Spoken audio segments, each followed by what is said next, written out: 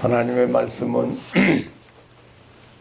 에스겔서 34장 25절에서 31절 마지막 절까지 대독해 드리겠습니다. 내가 또 그들과 화평의 언약을 세우고 악한 짐승을 그 땅에서 그치게 하리니 그들이 빈들에 평안히 거하며 숲을 가운데서 잘지라. 내가 그들에게 복을 내리며 내 산 사면 모든 것도 복되게 하여 때를 따라 비를 내리되 복된 장마비를 내리리라. 그리한즉 밭에 나무가 열매를 맺으며 땅이 그 소산을 내리니 그들이 그 땅에서 평안할지라. 내가 그들의 멍에 목을 꺾고 그들로 종을 삼은 자의 손에서 그들을 건져낸 후에 그들이 나를 여호와인 줄 알겠고 그들이 다시는 이방의 노략거리가 되지 아니하며 땅의 짐승의 상급바 되지 아니하고 평안히 거하리니 놀랄 사람이 없으리라. 내가 그들을 위하여 유명한 종식할 땅을 일으키리니 그들이 다시는 그 땅에서 기근으로 멸망하지 아니할지며 다시는 열국의 수치를 받지 아니할지라. 그들이 다 여호와 그들의 하나님이 그들과 함께 있는 줄을 알며 그들 곧 이스라엘 족속이 내 백성인 줄 아니라. 나 주 여호와의 말이니라. 내 양 곧 내 초장의 양 너희는 사람이요 나는 너희 하나님이라. 나 주 여호와의 말이니라. 아멘.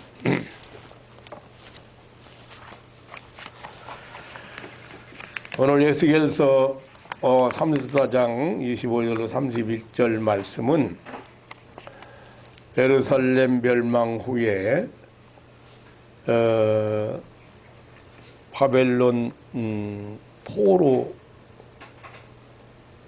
포로로 끌려가서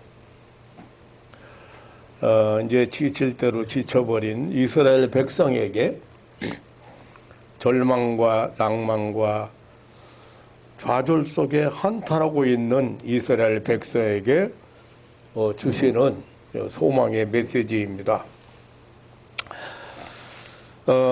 하나님의 집이라고 일컬었고 시온성이라고 찬송했고 하나님의 법궤가 있고 제단이 있고 하나님의 영원한 약속이 있는 거룩한 도성 예루살렘이 이방인의 말발굽에 무참을도 밟히고 불타고 허물어져 버렸습니다.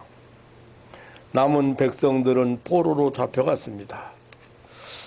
지긋지긋한 포로 생활 행여나 기다려보고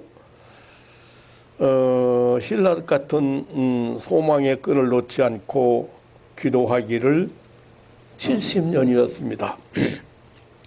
이제는 포기할 수밖에 없었습니다. 이제는 낙담할 수밖에 없었습니다. 원망할 수밖에 없었습니다.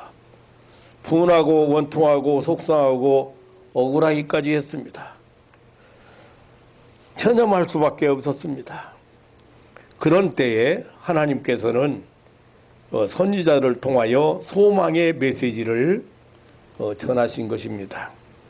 당시에 이사야 선지자라든지 예레미야 선지자, 에스겔 같은 이런 선지자들이 일어나서 하나님의 백성들에게 소망의 메시지를 전한 것입니다.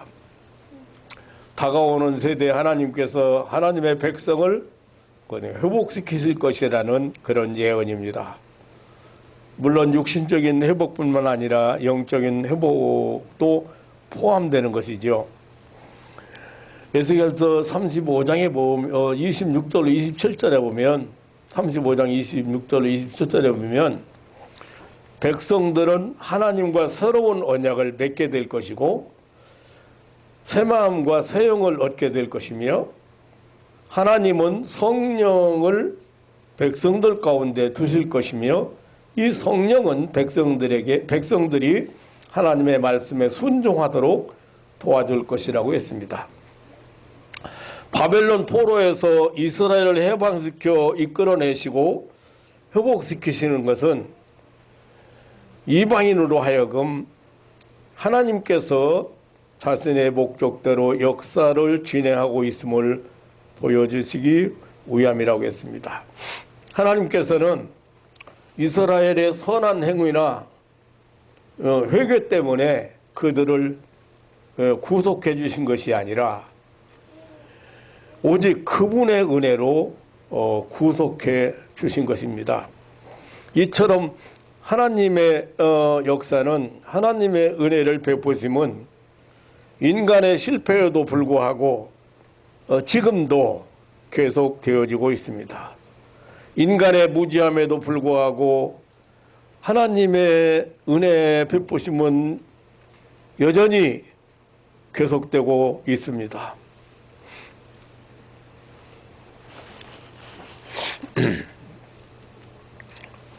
우리는 남북으로 나누어져, 우리나라는 남북으로 나누어져 대치하기를 70년이 되어가고 있습니다. 행여나 기다리기를 70년. 이제 모두가 소망을 잃어가고 있고 그 실향민들은 지쳐가고 있습니다. 그리고 북한의 태도는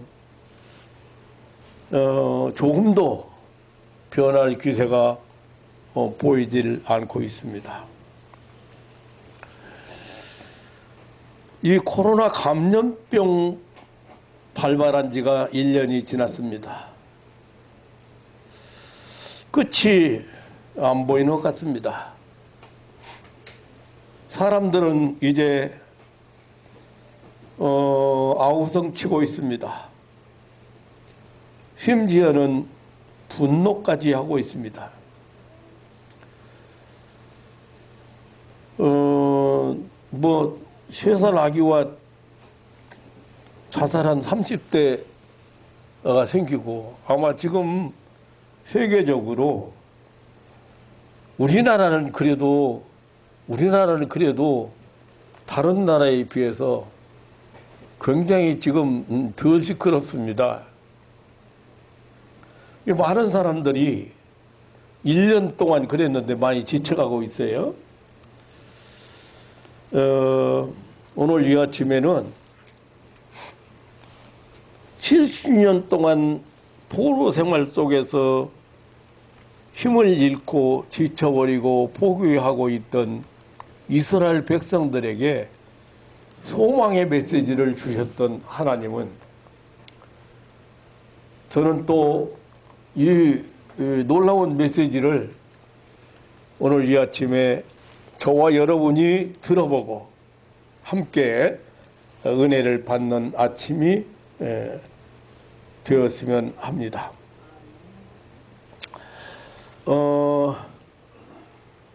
오늘 저 말씀 중에서 복된 장마비를 주신다는 말씀이 있습니다. 하나님께서 복된 장마비를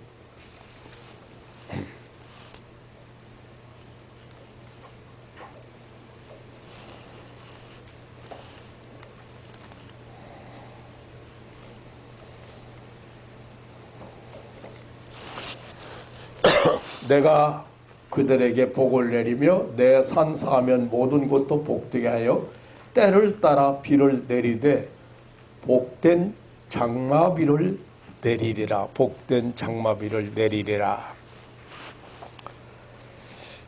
장마비는 이제 흡족하고 넉넉한 비입니다. 이슬비는 풀꿀만 적시지만 장마비는 땅속 깊이까지 스며들지요. 모든 만물의 갈증을 해결시킵니다. 그리고 모든 시들어가는 생물들을 소생시킵니다. 나와 여러분에게, 우리 모두에게 이러한 복된 장마비가 쏟아져야 하겠습니다. 너무 하나님은 좀 흡족한 축복의 약속을 하시고 있습니다. 메마르고 가물고 메마른 땅에 흡족한 단비를 내리겠다고 약속하셨습니다. 어느 종교, 어느 경전, 어떤 누구도 저는 메시지를 볼 때마다 깜짝깜짝 놀래요. 왜냐하면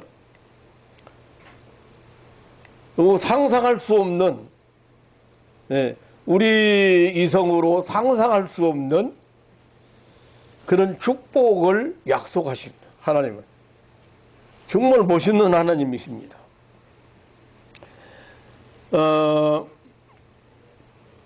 우리나라처럼 뭐 비가 흔한 곳에서는 장마하면은 장마비 그러면은 뭐 지루하고 지겹게 느껴질 수가 있습니다만은 유대 나라나 열대 지방은 이 상황이 다릅니다.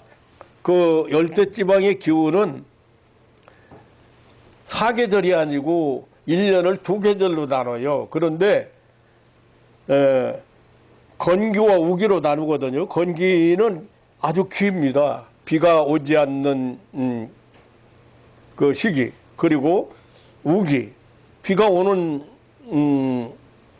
우기로 나누는데 우기는 아주 짧아요. 그래서 씨 뿌리는 봄에 내리는 비를 이른비라고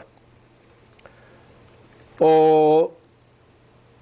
그리고 결실할 무렵 내리는 비를 늦은 비라고 합니다. 그때 비가 흡족히 내려야 그해 농사는 물론 음료수도 넉넉하게 저장해 줄 수가 있습니다. 그들은 그 비를 단비 혹은 장마비라고 표현을 합니다. 그래서 성경에서 하나님께서 축복을 말할 때, 하나님의 넘치는 은혜를 말할 때 이 비, 단비, 장마비 이렇게 표현을 합니다. 그리고 또 성령을 비로 상징하는 것도 있습니다. 본문에서도 때를 따라 비를 내린다든지 복된 장마비를 내려주신다고 하는 것은 이스라엘 백성들에게 베푸실 은혜와 축복을 의미하는 것입니다. 하나님은 정말로 멋진 분이십니다. 하나님은 정말로 복을 주시되 넘치게 주시는 분입니다. 부족함 없이 주시는 분입니다. 하나님께서 이스라엘을 회복시키시고 복을 주신다고 하는 약속입니다. 오늘 본문에서 약속하신 하나님의 축복, 우리는 구체적으로 살펴보면서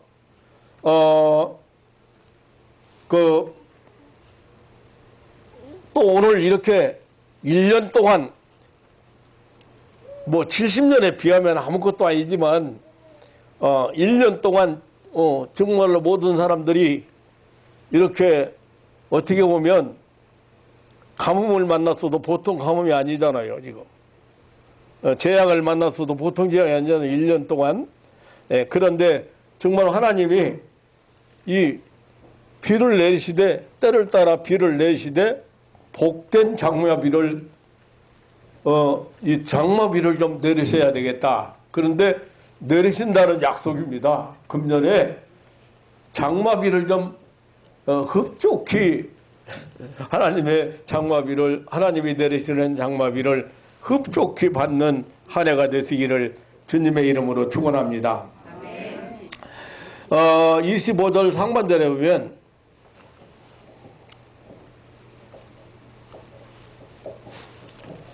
내가 또 그들과 화평의 언약을 세우고 그랬.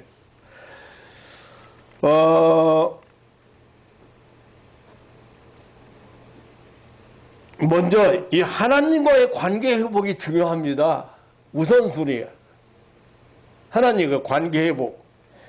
하나님과 화목하는 일입니다. 하나님과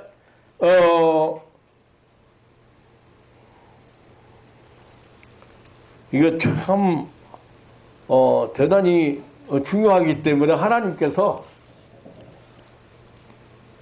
자, 화해의 손을 우리가 하나님을 찾아가서 우리가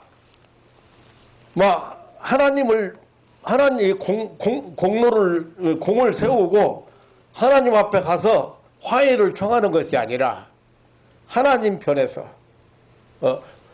우상 숭배하고 하나님을 멀리하고 하나님을 경외하지 않고 하나님을 떠나고 있는 이스라엘 백성들이 징계를 징계를 해서 70년 동안이나 포로 생활을 했어요. 그런데 하나님이 내가 그들과 화평의 언약을 세운다. 범죄한 인간은 하나님과 원수된 자라고 했습니다. 하나님의 진노 아래 있는 자라고 했습니다. 하나님을 반역한 자라고 했습니다. 하나님을 불순종한 하고 멀리 떠난 아들이라고 했습니다. 그렇기 때문에 제일 먼저 해야 될 일은 하나님과 화목하는 일입니다. 하나님과 화목하는.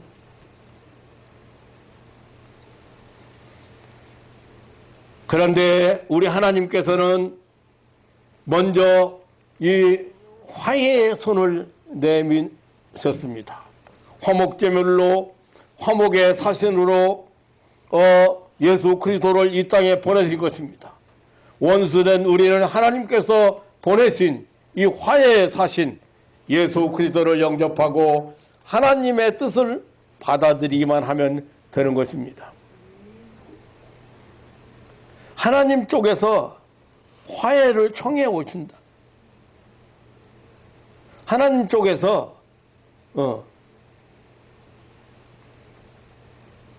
우리의 모든 잘못을 다 먼저 용서해 주시는 거예요.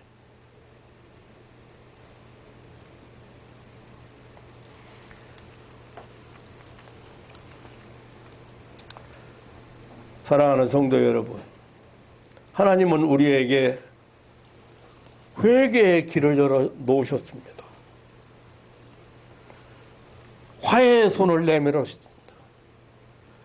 하나님은 언제든지 누구든지 받아들일, 영접할 문을 다 열어놓으셨습니다.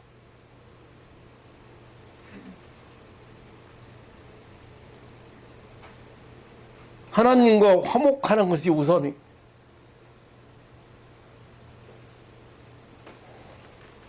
그래야 하면 길이 열리고 문제가 풀리고 축복이 임할 것입니다. 메마른 땅에 축복의 단비가 복된 장마비를 내려주신다는 것입니다.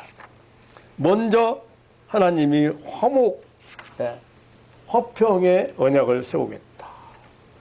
그리고 악한 짐승을 그 땅에서 그치게 하신다고 했습니다. 이 팔레스타인 광야에는 뱀, 사자, 늑대, 여우 이런 짐승들이 살고 있습니다. 그런데 그 중에 제일 많은 것이 뱀이라고 그래요. 뱀. 그런데 이런 악한 짐승의 해를 막아주신다는 약속입니다. 이 성경은요, 뱀을 마귀 사탄으로 설명합니다. 이유가 뭡니까? 창세기 3장에서 보면 아담과 하와를 넘어뜨린 사단의 도구로 이 뱀이 활동했기 때문입니다. 그래서 요한계시록에서는 옛뱀 곧 마귀라고 했어요. 이 사단 마귀를. 그리고 광야에 살고 있는 독사 가운데 가장 무서운 것들은 불뱀, 뿔 달린 모래 독사, 그리고 코브라, 이런 살모사 이런 것들이 있는데, 이것들은 독을 가지고 있기 때문에 물리면 생명을 잃게 됩니다. 그런데 하나님께서 악한 짐승이 해하지 못하도록 지켜주신다고 했습니다. 악한 짐승, 마귀 사탄이고 또 사단이 인간을 파멸시키는 여러 가지 그 방법이라고 할까요? 그러니까 환란이나 풍파, 각종 재앙, 질병, 고통, 절망, 패배감 등 이런 것들을 의미합니다. 그리고 우리를 유혹하고 꾀는 죄와 시험을 의미하는 것입니다. 우리 인간은 참 연약합니다. 하나님의 은혜가 아니고서는 살 길이 없습니다. 몸살 감기도 내 힘으로 이겨내지 못한 채 살아가고 있지 않습니까? 무슨 힘으로 환난을 이기고 고통을 견디며 실패의 아픔을 참으며 게다가 죄의 유혹을 이기고 마귀의 도전을 막아낼 수가 있겠습니까? 지금 온 세계는 현미경으로 자세히 보아야 볼 수 있는 아주 작은 병균을 무서워 떨고 있습니다. 수많은 사람이 고통을 당하고 죽어가고 있습니다. 무슨 큰소리죠. 눈에 볼 수도 없는 조그만 바이러스 병균 때문에 온 세계 사람이 벌벌 떨고 있는데 지금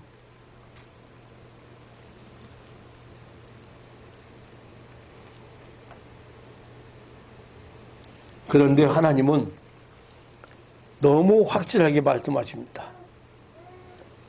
내가 악한 짐승을 그 땅에서 그치게 하리라. 내가 악한 짐승을 그 땅에서 그치게 하리라. 하나님께서 친히 하신다고 했습니다. 내가 코로나 바이러스 감염을 내가 그치게 하리라. 내가 그치게 하겠다. 그치게 한다는 것은 종지부를 찍겠다는 것입니다. 더 이상 악한 짐승이 활동하지 못하도록 추방해 버리겠다는 것입니다. 악한 짐승이 없어야 평안하고 행복합니다. 많이 가졌다고 행복하거나 세상에 좋다는 것을 가졌다고 해서 행복한 것이 아닙니다.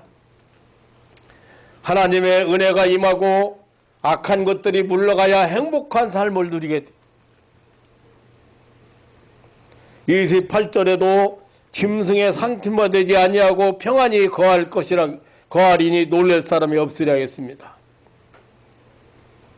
여기서 말하는 짐승, 아까 말씀드린 대로 영적으로는 마귀 사탄의 세력과 그 역사를 의미하는 것입니다. 요한계시록 13장에 짐승이 나오는데 바로 그가 적그리스도요 그 마귀 사탄이라고 했습니다. 그리고 20장 22절 보면 옛뱀 마귀 사탄이라고 했습니다. 옛뱀은 간교한 방법으로 아담과 하와를 꼬여서 선악과를 따먹게 했습니다. 그 뱀은 곧 사단이요 마귀인 것입니다. 뱀은 파충류 가운데 가장 특수화된 동물군입니다. 뱀을 보면 이 마귀의 생리를요 그대로 알 수 있어요. 뱀 쳐다보면, 뱀 보면 참 묘하지요. 그 뱀이요 그 동물 중에 냉혈동물이에요. 냉혈동물이라는 말이 찬피동물이라고도 하는데 뱀들이 모인 곳은 여름철에도 한기가 감돌아요. 그게 뱀이 있는 곳에는 제가 이 논둑 밑에서 옛날에 논둑 밑에서 개를 참 잘 잡는 사람이에요. 많이 잡았어요. 그런데 이게 손을 넣잖아요. 넣다가 물이 차면 빨리 빼야 돼요. 그건 틀림없이 뱀이 나와요. 다른 데는 다 뜯던데 거기만 그런 거예요. 왜냐하면 그 안에 뭐가 있어? 찬피동물이에요. 찬피동물. 찬피동물은 뱀밖에 없어요. 내가 보면은. 냉혈동물이에요. 그래서 사탄 마귀요. 이 사탄 마귀는 동정도, 사랑도, 연민도 없습니다.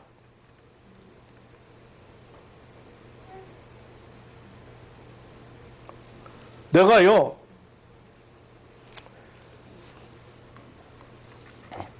미쳐가지고 엄마 때리고 엄마 발질로 차고 엄마한테 막 덤비고 그런 사람 만났어요. 그래가지고 이거 엄마도 몰라보고 엄마한테 발질 지르고 엄마한테 덤비고 엄마한테 콘솔을 치고 막 엄마가 만mat한 거예요. 제일 만mat한 거예요. 엄마. 그래서 어디 엄마한테 그래 그랬더니 이게 말이죠. 귀신이 무슨 엄마가 있어! 막 나한테 그랬어요. 근데 그 말 듣고 보니까 그 맞는 말인데 진짜. 귀신이 무슨 엄마가 있어?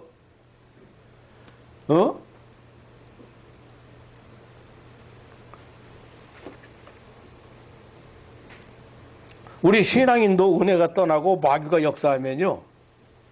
마귀 시험에 들면요. 냉혈동물로 변하고 인정도 없고 의리도 없고 신의도 없고 감사가 없습니다.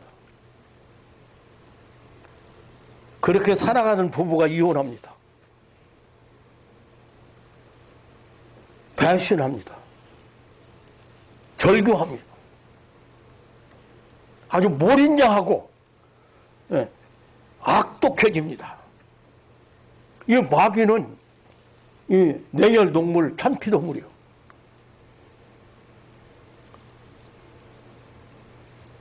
또 이 마귀는 사단 마귀 귀신 얘기 나오니까 또 열받네.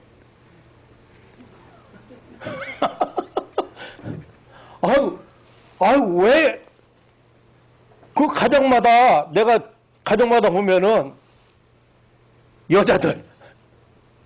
여자들이 먼저 시험 들어요. 여자들이. 근데 내가 가장 이해 못하는 성경이 있었어요.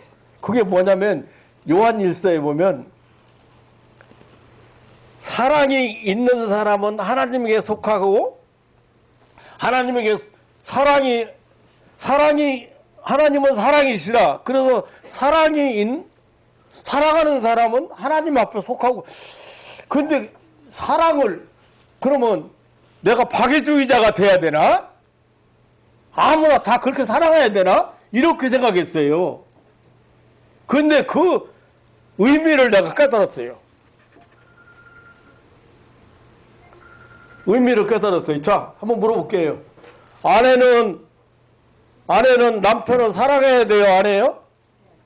아내는 남편을 사랑해야 돼요? 안 해요? 근데 안 오면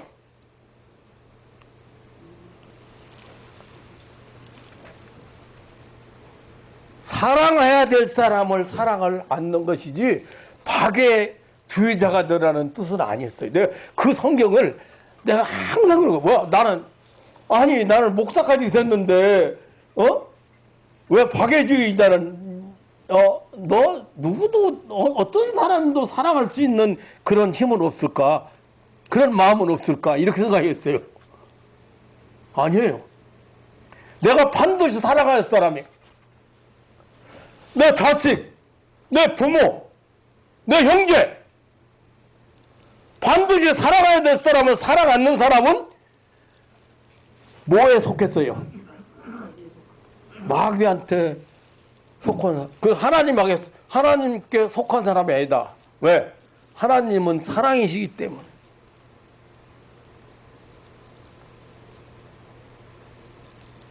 내가 가장 해석을 잘 못하는 성경이 거기였어요. 그런데요, 요한일서 4장 8절, 3장 8절인가? 4장 8절이, 왜? 나는 박애주의자가 왜 안 되지? 그럼 나는 하나님에 속하지 않았나? 그렇게 생각했어요. 반드시 사랑해야 될 아내를 사랑 안 나고!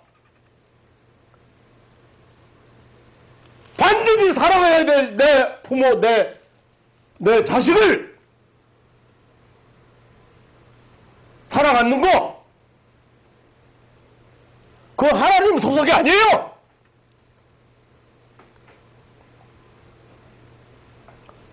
지금 누구한테 끌려다니는 거예요, 지금. 사랑해야 될 사람은 사랑 않는 건. 사랑이 뭐 대단한 거 아닙니다. 사랑해 보세요. 마귀도 다 이해해요. 애기, 아이 사랑하니까 어때요? 아이 사랑하니까. 똥 싸고 집 싸고 별짓 다 해도 다 그거 흠잡지 않아요.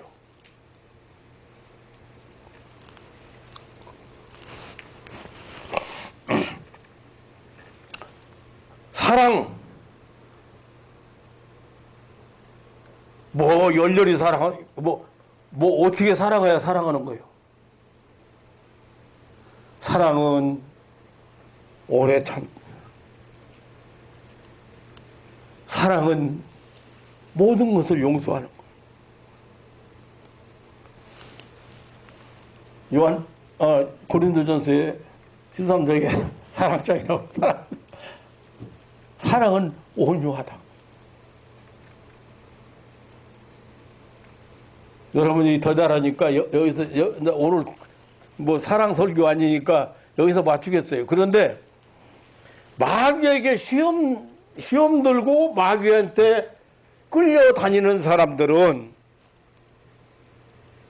이 사랑이 없습니다. 그 사람 왜냐? 냉혈동물이 돼가지고 천피동물이 돼가지고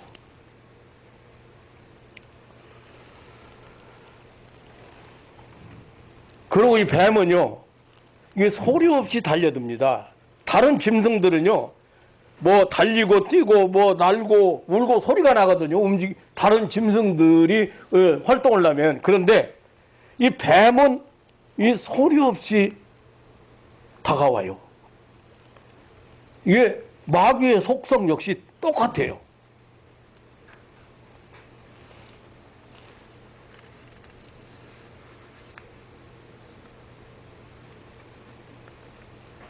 왜 그래요?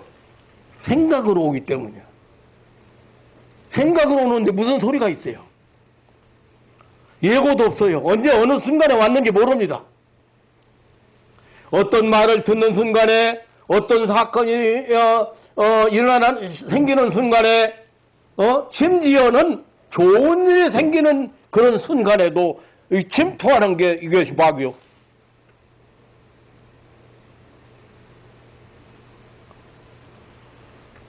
그래서 소리 없이 오는 거예요. 소리 없이.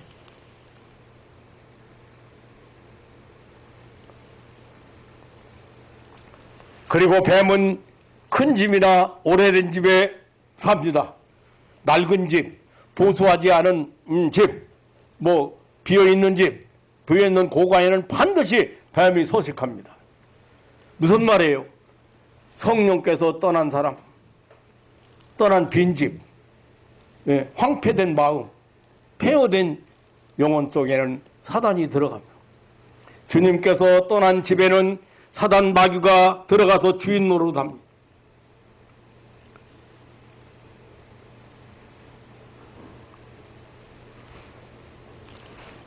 흔히 사람들이 시험 들었다고 그러죠. 시험 들었다고 그러죠. 그 말은요.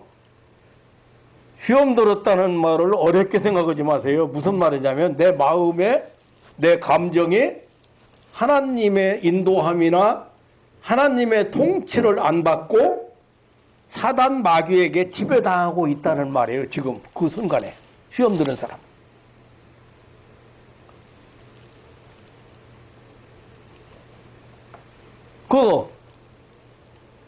하나님이 나를 지배하지 않으면 빈집이요. 하나님의 성령께서 내 마음에 계시고 내가 하나님의 은혜로 살아갈 수도 있고 용서할 수도 있고 소망도 가지고 믿음도 가지고 다 그렇게 하는데 그거 떠나버리니까 그 사람을 시험 들었다고 그런 거예요. 그게 뭔 말이냐면 저 사람 지금 마귀한테 끌려다니고 있네? 이용당하고 있네? 마귀 종로를 타고 있네? 마귀 앞뒤로 가고 있네?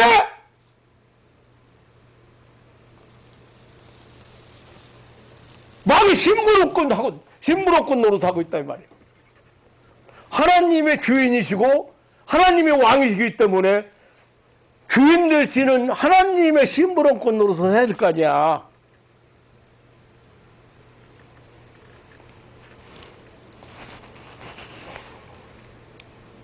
그리고요, 이 뱀은요, 참요, 이 산 것만 먹어요.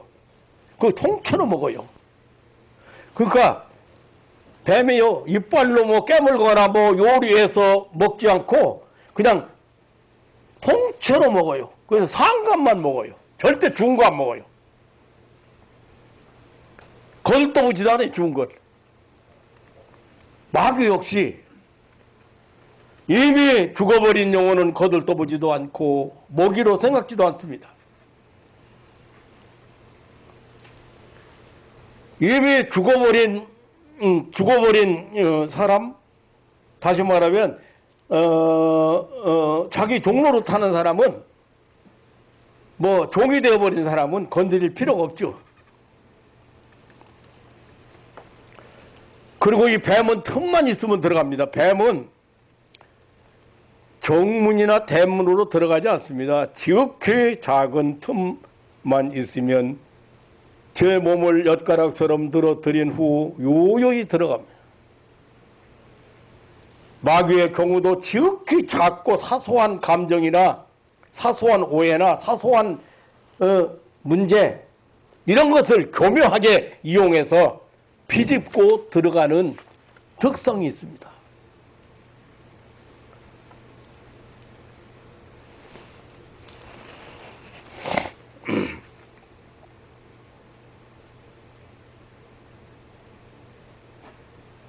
아니, 틈 주지 말라 했잖아요. 틈 타지 못하게 하라 했잖아요. 이 뱀이요, 참, 아무리 큰 뱀도요, 틈만 있으면 들어가요.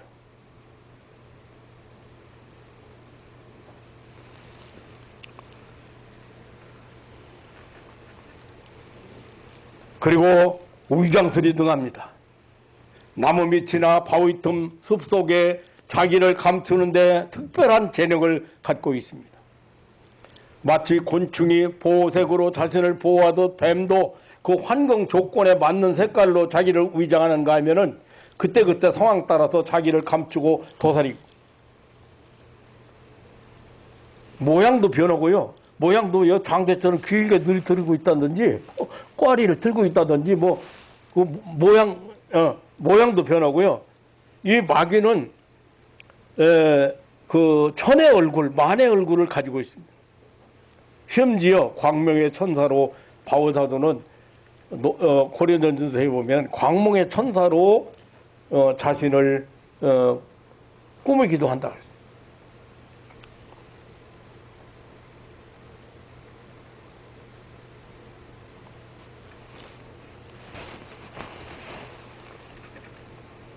아주 그리고 지혜롭다고 합니다. 그래서 예수님께서 그랬잖아요. 뱀같이 지혜로우라고. 근데 뱀은 지혜로 자기보다 빠른 짐승이나 자기보다 큰 짐승도 잡아먹는. 마귀의 본성이 지혜로. 그러니까 하와를 유혹할 때도 꼬여 넘길 때도 너 하나님 같이 돼. 얼마나 사람 네가 그것만 먹으면 너 하나님하고 똑같이 돼. 그러니까 하나님이 왜 그것만 못 먹게 하라 했어? 아니 그 많은 걸 주게 왜 하필 그것만 못 먹게 했겠냐? 그러면 그거 먹으면 그 하나님하고 네가 똑같이 되기 때문에 그래.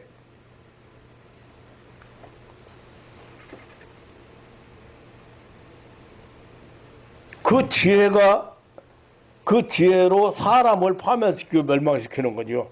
그러니까 대상을 물색했으면은 그 사람을 파멸시키는데 기술자 전문가요.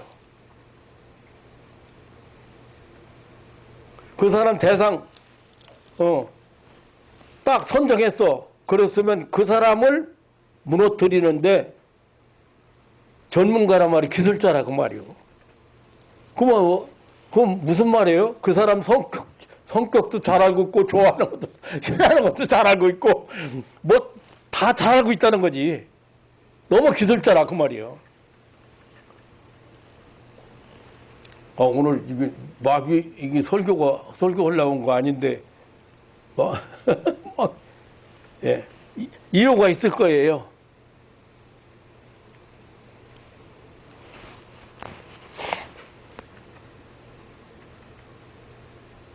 그래서 간교하다 그러잖아요. 간교하다. 아주 교활하다. 교활하고 간사하다.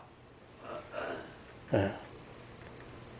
유혹하고 꼬이기를 잘한다. 꿰기를 잘한다. 남을 이 속이는 사기꾼은요. 10가지 있으면은 9가지는 다 옳답니다. 이 사기당한 사람들이요. 사기를 치기 위해서 9가지가 다 옳은 거야. 근데 목적이 뭐예요? 하나, 사기 치려고.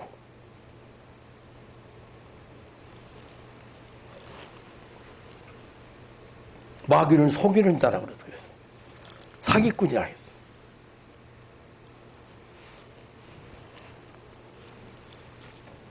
그리고 공격적입니다.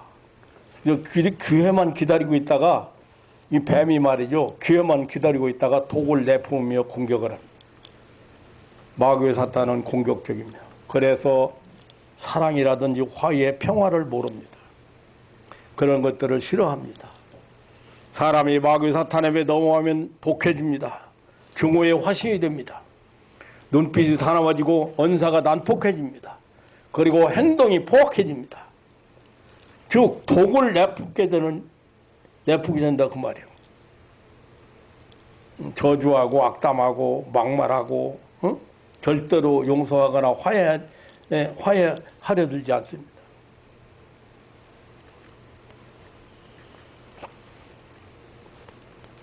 오늘 본문에서 뱀을 악한 짐승이라고 성경을 말하고 있습니다. 이 악한 짐승은 이제 사단 마귀를 상징하고 있는 것입니다. 그래서 이런 우리가 이게 진짜 귀신은 쫓아내라겠는데 이 마귀라고 얘기했을 때는 대적하라요. 대적하라는 말은 역공하라 이거죠. 적극적으로 대처하라는 거예요. 여러분들의 마음속에 불안이 왔다. 왠지 모르게 마음이 어두워졌다. 왠지 모르게 속상하다. 왠지 모르게 자꾸 부정적인 것만 자꾸 보인다. 이랬을 때 가만히 있지 말라 그 말이야.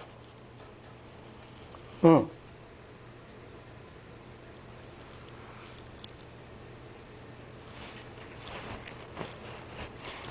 그러니까요, 뱀은요, 그냥 쓰셔도 장대로 쓰시고 귀찮게 하면요, 뱀은 다른 곳으로 도망쳐 버려요. 마귀사탄도 마찬가지예요. 기도에 불을 지르고 찬송의 장대로 귀찮게 하고 말씀의 검으로 내려치면 살 곳이 아니라고 판단하고 그거 떠나게 돼 있어요.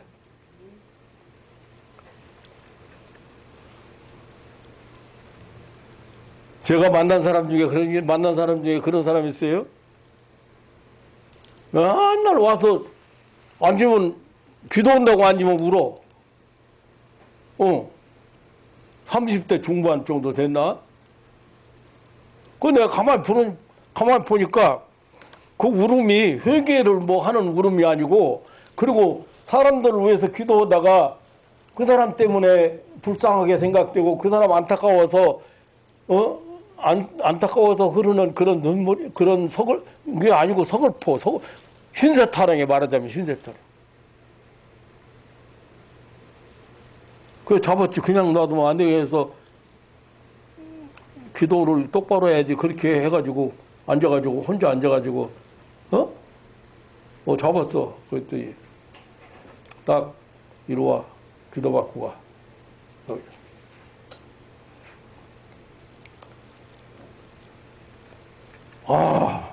이 서글프게 하는 놈 나가라고. 나가 이 더러운 거 사람이 왜 서글픈데 뭐 때문에 서글퍼? 왜 서글프게 만들어? 왜 인생을 탄식하게 만들어? 그래가지고 막 나가라고 하니까 나갈 거야. 그러니 다른 놈 다 나갔는데 나만 남았어.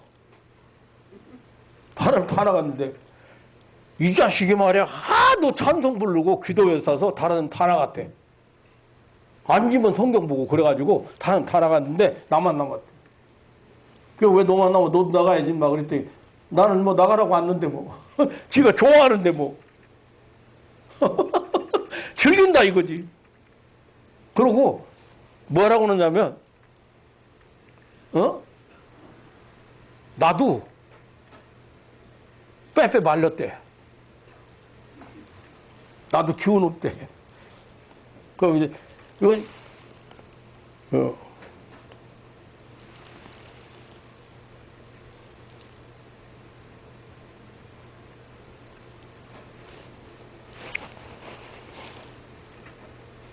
아주 구멍 쑤시고 쑤셔대고 귀찮게 해. 네.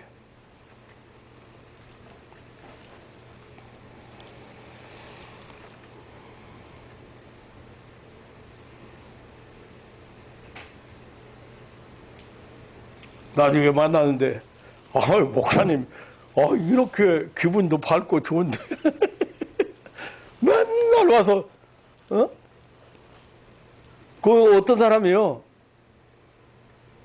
아버지 묘지를 어느 여자 집사인데 아버지 묘지를 일주일에 한 번 갔다 오지 않으면 못 살아. 가서 실컷 놀고 와야 된대. 그거 내한테 걸렸지. 그거 귀신나 시켜서 그런지 누가 알겠어. 아니 사랑하는 아버지가 세상 떠났으면 얼마 동안은 슬퍼할 수 있어.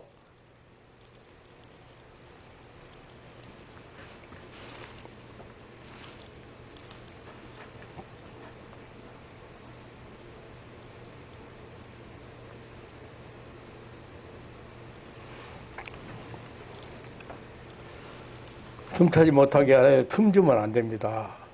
틈이 뭡니까? 틈이 내가 얘기했죠. 마음, 감정 이런 거라고.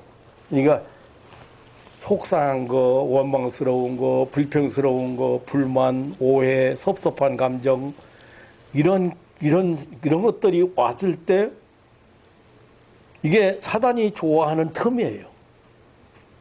그 기회를 노리는 거예요. 슬퍼하는 것도요. 내가 어느 초상집에 가봤더니 몇 남매가 있는데,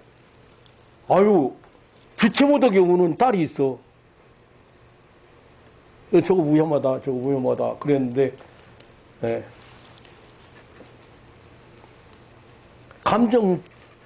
감정이 조절이 안 되는 거지.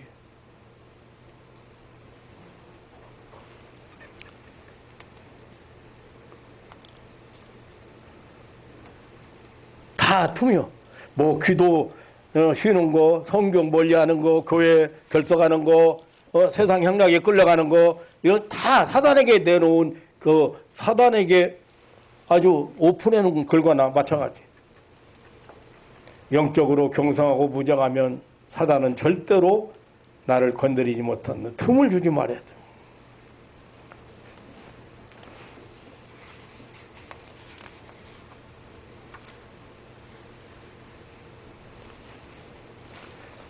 마귀 사탄 얘기하면, 그 마귀 사탄이 좋아하는 것을, 좋아하는 거 아까도 얘기했지만, 이게 좋아하는 것을 없애야 되거든요. 그러면요, 이게요, 배고파서 다른 곳으로 가버려요. 근데 얘들이 표현이 이렇게 표현을 해요.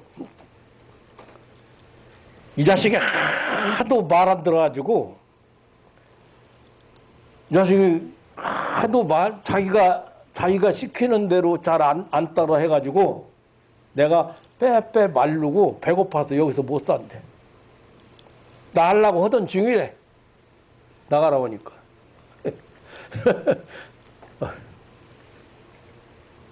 그렇게 표현해요. 여러분 이상하죠? 마귀가 뭐 배고프고 마귀가 빼빼 말랐다고 이상하죠? 이상할 거 하나도 없어요. 이것은 여러분들이 가지고 있는 에너지를 80%는 뺏어가는 거예요. 이거는. 그래서 병이 걸리는 거예요. 그래서 미친 사람일수록 많이 먹어대야 돼.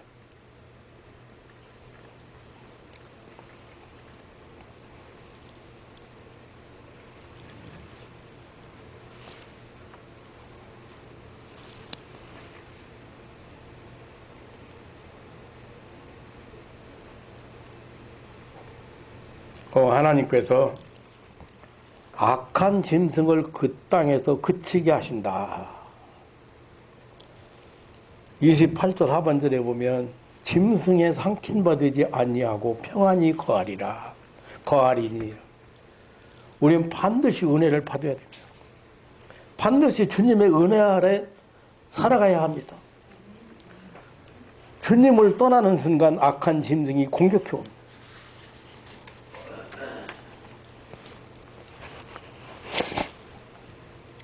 자, 오늘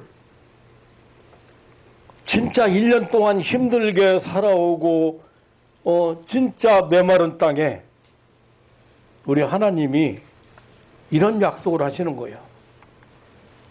때를 따라 비를 내리되 복된 장마비를 내리라. 대단하잖아요. 아무도 그런 약속을 할 신이 없습니다. 아무도 그럴 약속을 할 사람이 없습니다.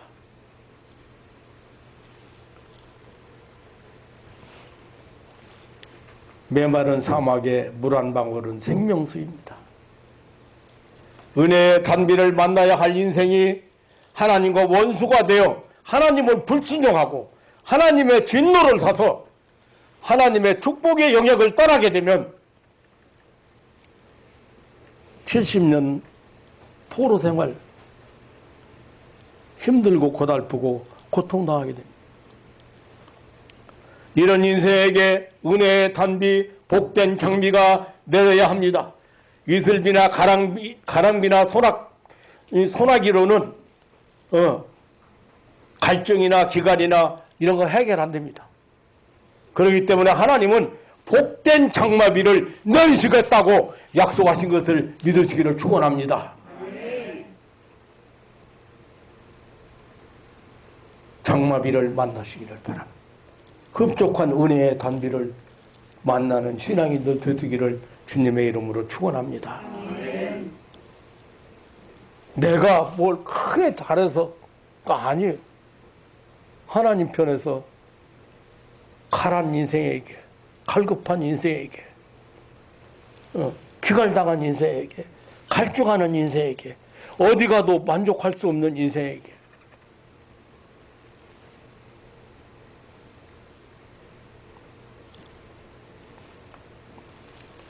여러분, 제 얘기를 좀 제가 목회 이후로 제 간증이나 제 얘기를 잘 않는 편이지요.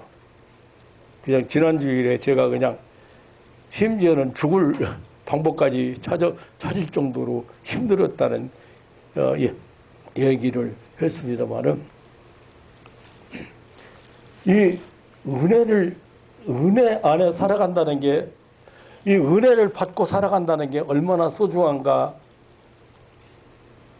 제가 교회를 개척하고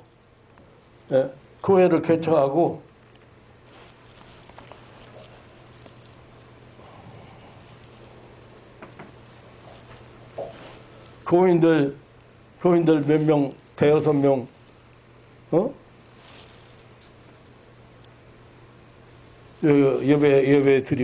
예배 드리는 그 시절이었어요. 제 여동생 중에 막내 여동생은 시집 보내는데 우리 애들 둘하고 네 식구 사는데 30만 원에 월세 몇만 원씩 주면서 사는 집에서 살았어요, 제가. 교회 개최하고. 그런데 막내 여동생 시집을 보내는데 신랑이 금반지도 해달라고 그러고 농도 한 짝 해줘야 되고 누가 해줄 거예요. 그래서 30만 원을 뺐어요. 그리고 보증금 없는 쪽방으로 이사를 갔어요. 네 식구가. 그래서 27만 원 주고 반지하고 그 농장 뭐 이렇게 해서 주고 3만 원은 결혼식 날 오는 손님 누가 오든지 점심은 먹여야 될 것 같아서 3만 원을 준비해가지고 어디 연락도 않고 누구한테 연락도 않고 준비해가지고 갔던 사람이에요.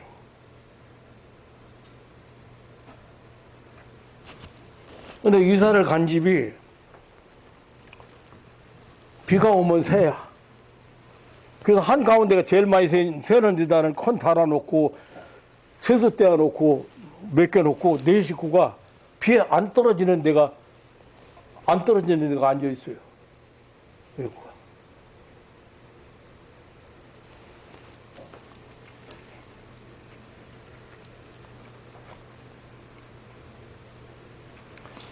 여러분 아마 한번 생각해 보세요. 애들 둘 데리고 사람 네 식구가 맨날 쌀도 긁는 소리라고 연탄 한 장씩 들여다 떼고 그런 상황에서 여러분 어떨 것 같아요? 행복해요? 불행할 것 같아요? 우리는 행복했습니다. 물 떨어지는 거기다가 세수 떼어놓고 달아놓고 옆으로 네 식구가 앉아서 자도 네 식구가 한 사람도 불행하다고 생각하거나 불평을 하지를 않았습니다. 앞날에 대해서 염려 안 했습니다.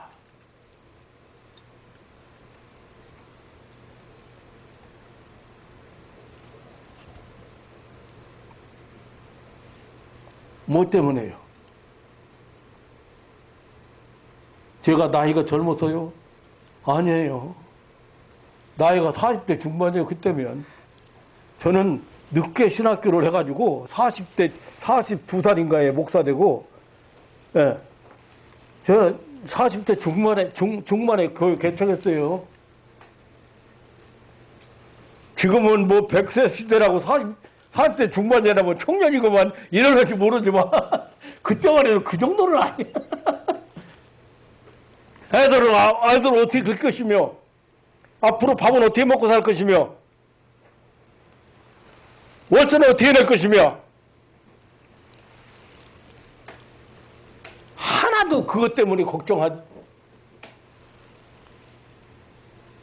쌀떡을 독독 긁는 소리 나도 뭐 가슴이 철렁한다든지 아이고 쌀 떨어져서 어떻게 한다든지 그런 염려 안 했어. 왜 그래요? 이 집사님 왜 그래요?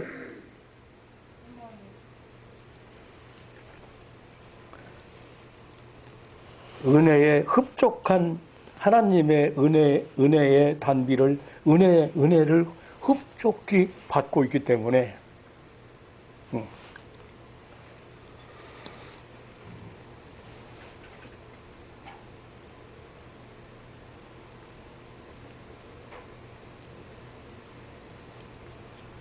뭐가 지금 문제예요? 여러분에게 진짜 심각한 문제가 뭡니까?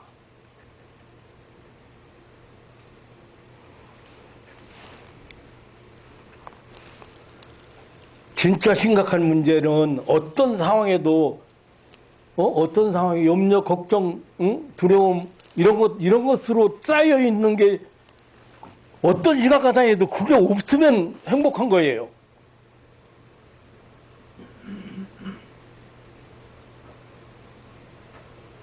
앞으로 일어나지도 않은 일 가지고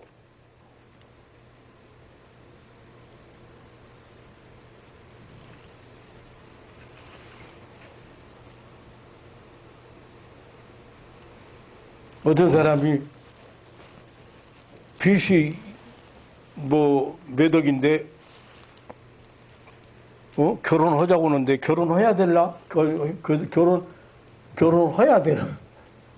빚 있는 남자가 결혼하자고 하는데 결혼을 해야 되나? 그것도 몇 억인데. 그 갚아갈 힘이 없으니까 밤낮으로 뭐 대리운전도 하고 뭐 하여튼 아르바이트 해가면서 돈 벌어서 그래도 3억 몇천인가에서 갚아 나갔대. 그래도. 그런데 40대가 다 돼가지고 그 돈을 가지고 정말 그 빚이 이렇게 있는 남자하고 결혼해야 되느냐?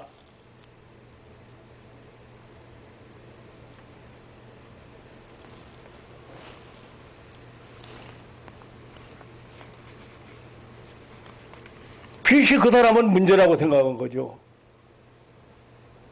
더 큰 문제가 있는데. 더 큰 문제가 뭐예요? 행복하냐, 사랑하느냐요. 그 빚이 문제가 아니요. 근데 행복이 뭐가 많이 있는 데서, 뭐가 많이 소유했다는 데서 행복이 있는 걸로 잘못 알고 있다니까요. 내가 편하면 행복한 거예요. 평안하면 행복한 거예요. 그래서 평안이 거하며 28절에도 왜 그러냐면 평안을 뭐 때문에 평안이 지금 안 오는 거예요? 평안이 못할 이유가 뭐예요? 악한 짐승 때문에 그런 거예요. 그러니까 악한 짐승을 그치게 해야, 그 땅에서 그치게 해야, 내 마음의 땅에서, 내 심령의 땅에서 그치게 해야, 그래야 평안에 빈들이지만 평안히 산다. 아무것도 없는 들판이라도 평안히 산다 그 말이에요. 그것이 이 악한 짐승이 나를 괴롭히기 때문에 그래요. 나를 죽이려고 덤비기 때문에 그래. 나를 고통스럽게 하기 때문에 그래.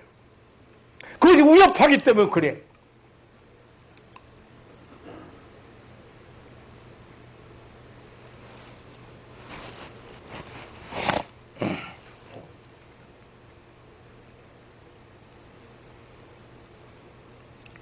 사랑하는 성도 여러분, 나는 그 후로요, 제가 하나님 앞에 회개하고 돌아온 후로 항상 잊지 않는 게 있어요. 그게 뭐냐면, 나 같은 인간이,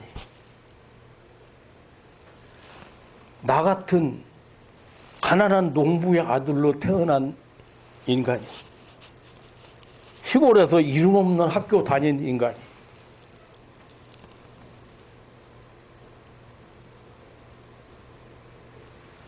볼품없는 인간이 이렇게 살아있는 것만도 너무 감사한 거.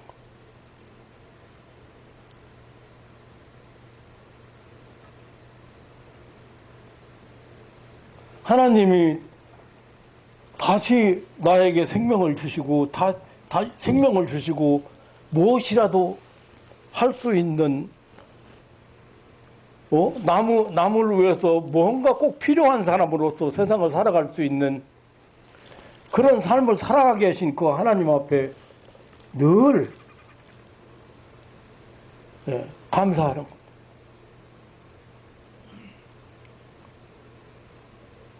그런데 쥐뿔도 아니고 진짜 내가 보면은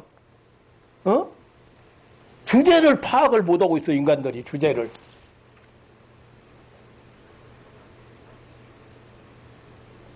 난 쪽방 같은 데 살아도 아파트 한번 살고 싶다고, 아파트 살기 위해서 어쨌든 아파트 하나 준비해야 된다고 그렇게 맘먹어본 일이 없습니다. 그런 게 편해야 안 편해요. 거기도 아주 보일러가 22도 놓으니까 금년에는 좀 많이 돌아간 것 같아. 작년만 해도 겨울 되면 한 3만 5천 원 뭐 이렇게 나왔어. 가스비가. 제가 아침 저녁으로 사와잖아요. 따스물 있어야 되니까. 그러니까 겨울에는 좀 많이 나오거든요. 그 금년에는 7만 원이 넘었더라고. 지난달 걸 한 번 지난달 거 이번 달 거지. 그러니까 이번 나온 거 보니까. 그런데 보이라가 날씨가 추우니까 22도에다 맞춰놨어도 자주 도나 봐. 누워있다 보면 저녁에 너무 따끈따끈해서 이 추위에 이렇게 따뜻한데 누워있게 해서 감사합니다. 뭐야, 아파트 침대래야 감사가요? 아파트 아니면 어떤데?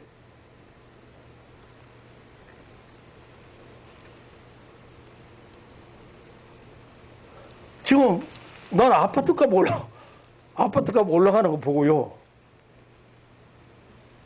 사람들의 심리가 어떻게 변화되고 있는가를 볼 수가 있어요. 물론 돈 가치도 그만큼 없으니까 그러기는 합니다만은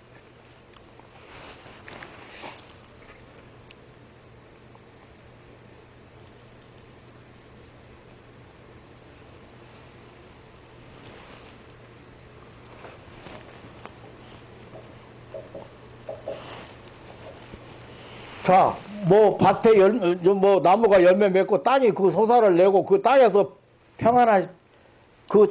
평안할지라. 평안이 중요한 거야.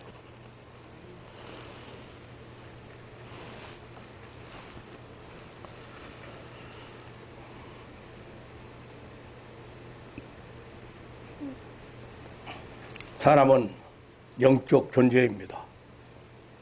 영적 존재는 다시 말하면 여러분 잘 아셔야 돼요. 동물은 누구 지배를 받아요? 동물은 사람의 지배를 받아요. 물질적인 존재거든요. 육적인 존재라 그 말이에요. 근데 영적인 존재는 영적인 세계의 지배를 받게 되어 있는 거예요.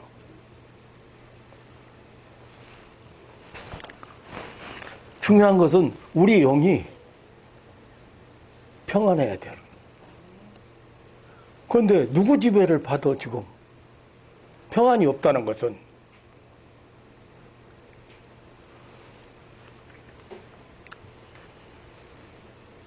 그래서 마음이 평안하면 정신이나 육체나 삶이 자연스럽게 평안하게 되는 거예요. 육체의 질병은 귀신병이 아닙니다. 육체의 질병은 바이러스나 세균 다 일으키는 거예요. 육체의 질병은. 그런데 귀신은 그 병을 앓게 하고 그 병을 못 이기게 하고 그 병에 걸리게 하고 이런 역할을 하는 놈이 귀신이에요.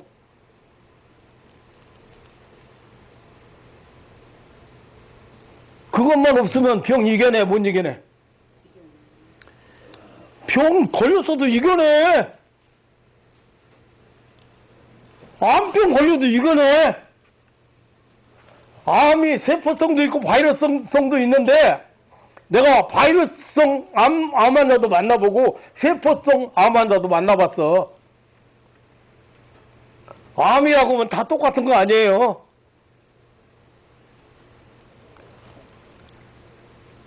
근데 그 병은 뭐야?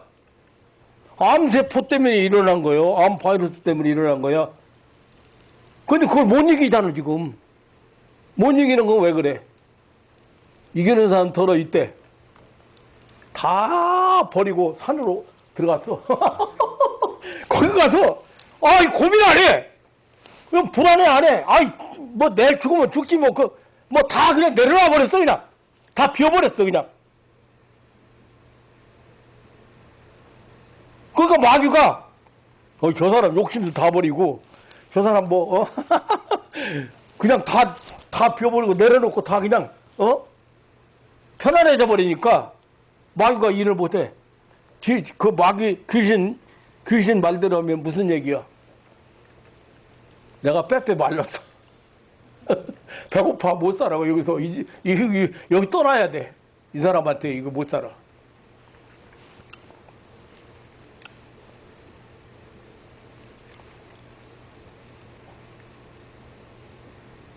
다 세균이고 병균이고 그런 것 때문에 병드는 거 모르는 거 아니에요.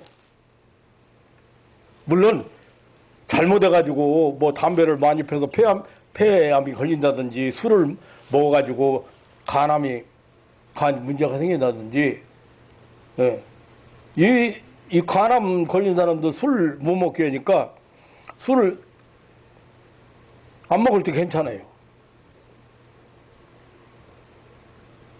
몇 번 반복하는 거예요, 지금. 거기 아무개도 지금 병원에 있는 사람도 그렇고 저쪽 시골에 있는 사람 한 사람도 가서 기도해서 그냥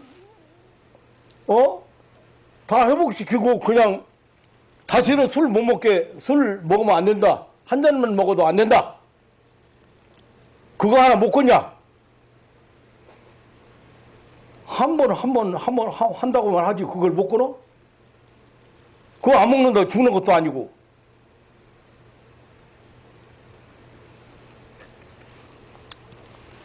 그러면 또 몇 개월 되면 또 병원에 들어가. 그럼 뭐 했다는 거야? 내가 안 봐도. 안 봐도 요거 했다는 거예요. 근데 그거 공연이 하는 거 아니잖아요.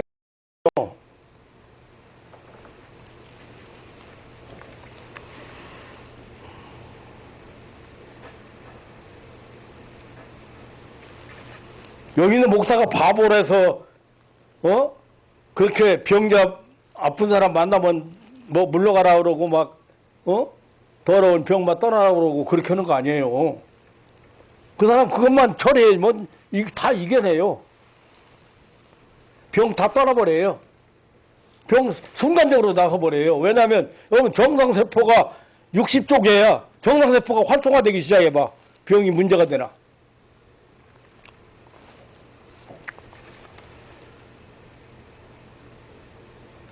우리의 영이 피곤하고 지치게 되면 만사가 귀찮고 짜증스러워집니다. 특히 신앙생활에 문제가 생깁니다. 가뭄의 농작물을 보세요. 시들시들 죽어가는 것. 열매를 맺지 못합니다. 은혜의 단비를 맞지 못한 영혼은 마찬가지입니다. 그 영혼 역시 힘을 잃게 되고 심지가 꼬이게 되고 영적 신음소리가 커지게 됩니다. 그래서 신앙이 메말라 삭막해지게 되면은 그 영향이 가정으로, 식구에게로, 자녀에게로 미치게 되는 거예요. 사업에도 미치고 사회 진출에도 영향을 줍니다. 우리는 은혜의 단비를 흡족하게 맞아야 합니다. 그래야 평안함을 누리게 됩니다. 그래서 하나님께서는 복된 장마비를 내리신다고 하셨습니다. 얼마나 멋있는 분이고 얼마나 대단한 분입니까? (27절에) 계속해서 내가 그들의 몽에목을 꺾고 그들로 종을 삼을 자의 손에서 그들을 건져낸 후에 그들이 나를 여호와인 줄 알겠고라고 했습니다. 28절에 계속해서 그들이 다시는 이방의 노랫거리가 되지 아니하며, 이 말씀들은 자유롭게 하신다는 약속입니다. 즉 이스라엘이 70년 기나긴 세월 동안 포로 생활을 끝내고 자유를 얻게 되리라는 약속의 말씀입니다. 나를 꼼짝 못하게 속박했던 몽의 목은 내 힘으로 절대 꺾지 못합니다. 죄의 몽에, 고통의 몽에, 좌절과 실패의 멍에, 물질의 결박의 멍에 하나님이 꺾어주시고 풀어주시는 것을 믿을 수 있기를 축원합니다. 아멘. 하나님께서 우리에게 주신 자유, 이뿐이 아닙니다. 내 영혼이 죄의 사슬에서 벗어나는 자유, 죄의 종이 자유인으로 바꿔지는 자유입니다. 예수 그리스도가 십자가에 죽으심으로 얻게 된 자유입니다. 자유는 언제나 피해 대가 지불을 요구합니다. 세계 역사는 이 자유의 쟁취를 위해서 헤아릴 수 없는 피해 대가를 지불되었습니다. 예수 그리스도의 자신이 십자가에 달려 찍히심으로 내 목에서 죄의 멍에 목을 풀어 주신 것입니다.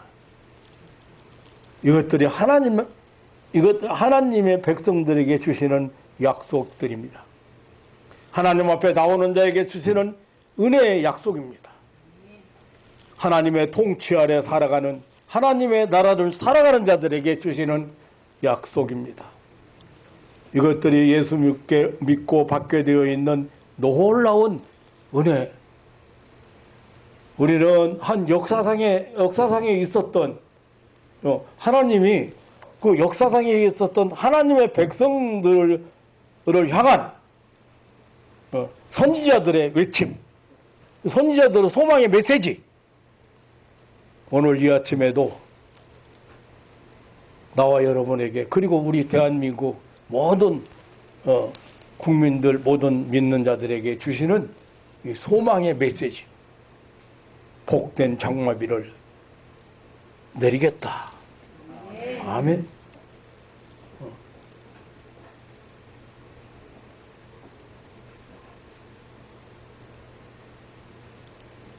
이거 일일이 다 짚어 나가려면 이 시간이 많이 걸리기 때문에 내가 대충 좀 건너뛰었습니다만은, 사랑하는 성도 여러분, 이 아침에도 우리 하나님의 사랑의 음성을 우리는 함께 들었습니다. 여러분을 힘들게 하는 것은 절대 하나님께서 하시는 일이고 하나님의 성령이 하시는 일이 아니에요. 이런 것을 통해서 내가 계속 말씀드리지만, 하나님이 역사의 수레바퀴를 돌리면서 하나님이 계획이 있어요. 그런데 이스라엘을 해방시켜서 회복시키는 것은 이방인들이 보고 이스라엘의 하나님은 진짜 하나님이다. 하나님이 이스라엘을, 인간이 도저히 불가능한 일인데 하나님이 이스라엘을 해방시켰다. 그걸 보이시려고 그랬다는 거예요. 그러니까 이런 것을 통해서 다 우리를 유익하게 하시는 거예요. 알고 보면. 지금 조금 힘들어도 인내하시고, 또 하나님이 예비하신 그런 축복의 단비를, 내려주시는 축복의 단비를 이제 맞을 그런 준비만 믿음으로 하시기를 주님의 이름으로 축원합니다. 하나님 아버지, 놀라운 사랑과 은혜를 감사합니다. 이 아침에도 포로 생활 70년이라면 포로 노예 생활인데 내 이름까지도 잊어버리고 내 것이라는 없는 삶을 살았는데, 이 사람들이 무슨 하나님 앞에 뭘 했겠습니까? 그런데 하나님은 자청해서 내가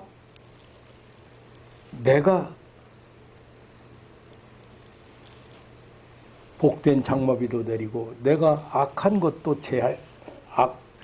악한 짐도 제하고, 내가 몽인목도 꺾어준다고 이렇게 약속하셨습니다. 하나님 아버지, 우리는 이렇게 1년 동안 우리를 위협하는 이런 감염병의 위협을 받고 여러 가지 참 안타까운 일들이 많이 이렇게 벌어지고 있습니다. 하나님을 믿는다고 하면서 참 여러 가지로 때때로 회의를 느끼기도 하고, 또 우리 밀어내서 약해지기도 하고, 또 고집만 피우기도 하고, 또 고만스럽게 살 때도 많이 있었습니다. 하나님 아버지, 이런 시기에 사랑하는 하나님의 사람들을 통해서 소망의 메시지를 듣게 하시고 하나님의 축복의 메시지를 듣게 하신 것 진심으로 감사를 드립니다. 하나님 아버지, 사랑하는 가족들이 세이 먹고 이렇게 추운 겨울이 지나가면서 새로운 봄도 오고 아름다운 꽃도 피고 그리고 이제 씨를 뿌리는, 그리고 많은 것을 소망하면서 씨를 뿌리는 그런 날이 오도록 하나님 축복하여 주옵소서. 오늘 또 이 믿음의 식구들에게 하나님 또 새로운 그런 눈을 열어주시고 약속을 붙들게 하시고 승리의 깃발을 날릴 수 있는 확신을 허락해 주옵소서. 감사하며 우리에게 단비를 약속하시는 예수님의 이름으로 기도하옵나이다. 아멘.